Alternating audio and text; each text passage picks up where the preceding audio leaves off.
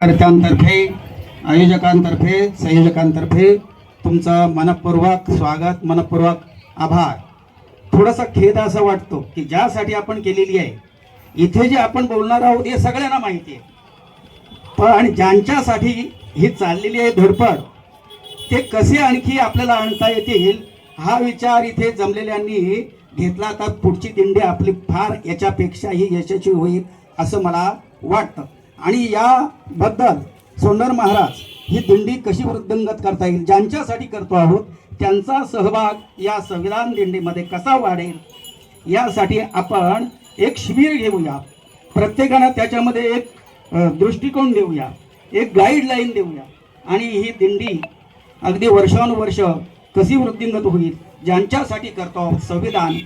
आम्हाला भीती दाखवली गेली होती की जर तुम्ही जागरूक झाला नाही तर तुमच्या दिंड्या बंद करण्यात येतील.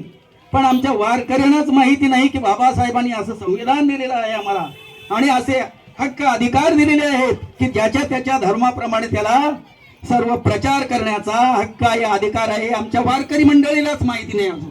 म्हणजे कुणीही तुमच्या दिंड्या बंद करू शकणार नाही. आणि त्याच्यासाठी पाठबळ कुणाचं आहे तुम्हाला, तर भारताच्या संविधानाचं पाठबळ तुम्हाला आहे. त्याच्यामध्ये मुद्दा आहे.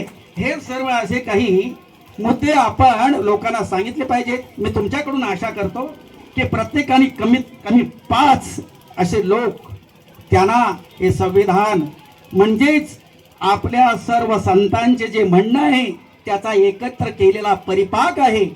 आणि म्हणून तुमच्यावर एक जबाबदारी आहे, प्रेमाची जबाबदारी आहे. तुम्ही याच, तुम्हाला हे सगळं माहिती आहे, पण ज्यांच्यासाठी आपण करतो आहोत त्यांना सुद्धा या दिंडीमध्ये सहभागी करून घ्यावं.